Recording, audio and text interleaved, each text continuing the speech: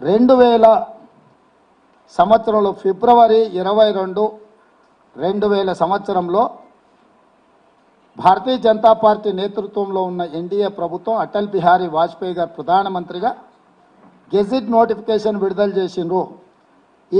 ఈ గెజిట్ నోటిఫికేషన్లో ఒక పారాగ్రాఫ్ నేను చదివి వినిపిస్తాను.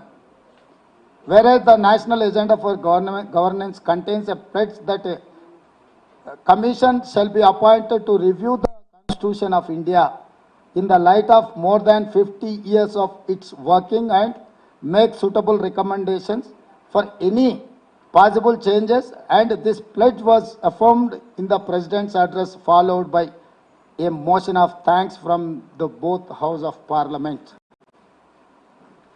స్పష్టంగా ఉభయ సభలను ఉద్దేశించి ఆనాటి రాష్ట్రపతి కేఆర్ నారాయణన్ గారు మాట్లాడిన ప్రసంగం తర్వాత మేము ఒక కమిషన్ అపాయింట్ చేస్తున్నాము అని గెజిట్ నోటిఫికేషన్. ఈ గెజిట్ నోటిఫికేషను మీలాగా ఫేక్ వీడియోలను ఫేక్ లేకపోతే ఆధారాలను సృష్టించలేదు. గవర్నమెంట్ ఆఫ్ ఇండియా దగ్గర పార్లమెంట్లో ఈ గెజిట్ నోటిఫికేషన్ ఉంటుంది. దీని తర్వాత ఈ గెజిట్ నోటిఫికేషన్ ప్రధానమైన ఆధారం. మీరు రాజ్యాంగాన్ని మార్చాలనుకుంటున్నారు.